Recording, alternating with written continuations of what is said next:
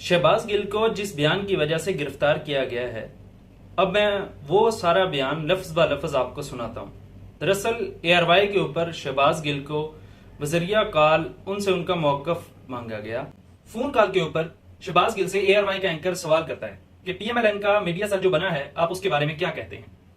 शहबाज गिल इसके ऊपर जवाब देते हैं, ये जो सारा प्रोसेस अपनाया जा रहा है या किया जा रहा है, ये बहुत तकलीफदेह है। ऐसे तमाम लोग प्रोपेगेंडा करने की कोशिश कर रहे हैं जो बुनियादी तौर पर फौज और पाकिस्तान के खिलाफ हैं। ये एक इंपॉर्टेंट साजिश थी जिसपे लोकल हैंडलर्स की पूरी ताकत साथ मौजूद थी। फौज के अंदर जो हमारा लांस नाइक है या जो हमारा हवालदार है, जो हमारा सिपाही है, जो कैप्टन है, मेजर है, कर्नल है, क्योंकि इन रैंक्स की तादाद बहुत ज्यादा होती है, इन रैंक्स के ऊपर PTI के खिलाफ नफरत खड़ी की जा सके।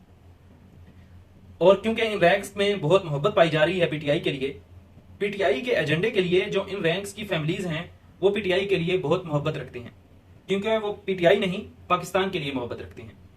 इनको जो एजेंडा पाकिस्तान के लिए चाहिए वो PTI देती है। अब जो साजिश के आलाकार हैं उनको अचीव करना है कि किसी तरीका से फौज के अंदर डिवाइड खड़ी की जाए और फौज का जो रैंकिंग फाइल है उसके अंदर ये मैसेजिंग की जाए। और इस मैसेजिंग को करने के लिए आपने देखा पहले आरफ अलवी साहब के खिलाफ जो प्रोपेगेंडा किया गया, एक बच्चा जिसने बिल्कुल गलत ट्वीट किया, वो 17 साल का बच्चा, उसको ये शायद 50 लोग फॉलो करते थे और एक लाइक था उस ट्वीट का। उसे 30 लाख जिस अकाउंट की फॉलोइंग है यानी कि सलीम साफी, वो रीट्वीट करता है, फिर अंसार अब्बासी रीट्वीट करते हैं। हमें इन दोनों का पता है कि सलीम साफी बाकायदगी से किससे मिलते हैं। हमें दोनों का पता है कि अंसार अब्बासी को स्टोरीज कौन फीड करता है। इस जगह इन दोनों को जो फीड किया जाता है, मकसद सिर्फ एक है कि फौज के अदारे के अंदर निचले लेवल के ऊपर और दरमियाने लेवल के ऊपर PTI के खिलाफ एक महाज खड़ा किया जाए।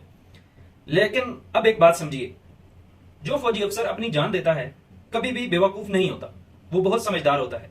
उसको सब पता है कि PTI और पाकिस्तानी अफवाज एक दिल की तरह धड़कते हैं। PTI एक तगड़ी फौज चाहती है। इमरान खान ने यह कहा कि मैं इतना इंपॉर्टेंट नहीं जितनी पाकिस्तान की फौज इंपॉर्टेंट है। इमरान खान ने यह भी कहा कि कभी अगर मुझे कुर्बानी देनी पड़ी कि मेरी फौज तगड़ी हो तो मैं उसके लिए कभी एक सेकंड भी नहीं सोचूंगा। तो इसलिए PTI और हमारे लीडर इमरान खान तो कभी भी सोच भी नहीं सकते थे कि हम अपनी फौज को किसी भी तरह कमजोर करने का सोचें या अपने किसी शहीद के लिए कोई गलत बात करे और हम उसे माफ कर दें। अब आगे जो उन्होंने कहा, इस पर इनकी गिरफ्तारी की गई है। शहबाज गिल कहते हैं कि हाँ, यह जरूर है कि जिन लोगों ने फौज को गंदी, नंगी, सीधी गालियां दी, उनको आज कोशिश की जा रही है कि फौज के ऊपर बिठाया जाए, किसी को वजीर दिफा बनाया जाए और अगर कोई रह जाए तो उसे मलक अहमद खान की तरह मुआवने खसूसी बनाकर वफा का महकमा दिया जाए। उनकी सिर्फ एक्सपर्टीज ये है कि वो रात की तारीकी में लैंड क्रूजर्स में जाकर मिलते हैं कुछ लोगों के साथ। उनकी सिर्फ ये जो खिदमात हैं, इसकी बेस पर उन्हें भी तमगे दिए जाते हैं। मरियम सफदर जो फौज को गालियां देती हैं, उनके वालिद नवाज शरीफ गालियां देते हैं, उनकी इमेज बिल्डिंग की जा रही है, वो भी टैक्स के पैसे से। कोशिश ये की जा रही है कि उन्हें फौज का हमदर्द बनाकर पेश किया जाए। लेकिन मैं आपको ये यकीन दिलाता हूं और बड़े एहतराम से बता रहा हूं, ये नहीं कर सकेंगे, ये इम्पॉसिबल है। जो हो सकता है पार्शली आप इसमें कुछ अचीव कर लें, लेकिन इससे आप अदारे की बुनियादों को इतना खोखला कर देंगे कि अगले 50 साल इस इरा को याद किया जाएगा, शायद 100 साल याद किया जाए। शहबाज गिल कहते हैं कि मैंने शायद 15 साल पॉलिटिक्स में रहना है, किसी ने 10 साल रहना हो, ये तो अल्लाह को पता है। जिंदगी या तो 1 मिनट की है या 10 साल की, इसके बाद हमने खत्म हो जाना है, मुल्क पाकिस्तान ने जिंदा रहना है। यह जो गेम खेली जा रही है, हमें इसका पूरा अदराक है और हमने इस पर गहरी नजर रखी हुई है। ये जो स्ट्रेटेजिक मीडिया सेल है, इसमें कहां से कौन कौन ट्वीट लिखकर देता है। मसलन कल सलीम साफी को एक ट्वीट किसने लिखकर भेजा, उसमें एक अफसर शामिल था। मैं उस अफसर से सिर्फ यह इल्तमास करता हूं कि आपको सोचना पड़ेगा, आपका भी अपना मुल्क है, आप ये क्या कर रहे हैं। आप अपने ही अदारे के, अपने ही मुल्क के शहीदों के खिलाफ इस तरह मिस इन्फॉर्मेशन फीड कर रहे हैं, आपको ये नहीं करना चाहिए। उनके जो बयान का अगला हिस्सा जो मैं अभी आपको बताऊंगा, उसको बुनियाद बनाकर उनके खिलाफ बगावत का मुकदमा दर्ज किया गया कि उन्होंने अवाम और अफसरान को फौज के खिलाफ उकसाया। अब शहबाज गिल कहते हैं कि जितने भी ब्यूरोक्रेसी के अंदर अफसरान हैं, मैं उनसे यह इल्तमास करता हूं कि आप अपनी नौकरी बचाने के लिए ना ही ऐसा कंटेंट प्रोवाइड कीजिए। उनसे जब यह सवाल किया गया कि स्ट्रेटेजिक मीडिया सेल का रोल क्या है, तो शहबाज गिल ने कहा कि जो भी एजेंडा ये फैलाना चाह रहे हैं वो तो है, लेकिन इसके बावजूद फिर एयाज सादक, परवेज रशीद, और ख्वाजा आसिफ और मरियम नवाज और कैप्टन सफदर, नवाज शरीफ वही बयानात, मतलब फौज के खिलाफ बयानात वो दोबारा देंगे। इन्होंने अदारों को गालियां देनी ही देनी है।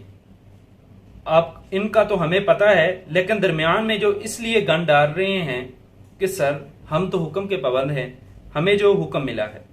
लेकिन शहबाज गिल इस पर कहते हैं कि आप यानी अफसरान का कॉन्शियस भी है, आपकी वैल्यूज भी हैं, आपने भी अमरे बिल मारूफ पढ़ा हुआ है, आप मोहम्मद सल्लल्लाहु अलैहि वसल्लम के उम्मती हैं, आप कैद आज़म मोहम्मद अली जिन्ना के पाकिस्तान के शहरी हैं।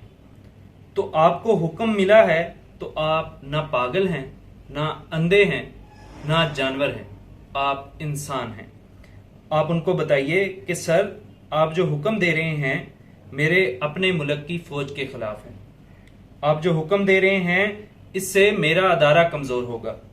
आप ये भी बताइए कि कभी कोई फौज तगड़ी नहीं होती अगर इसके पीछे अवाम ना खड़ी हो।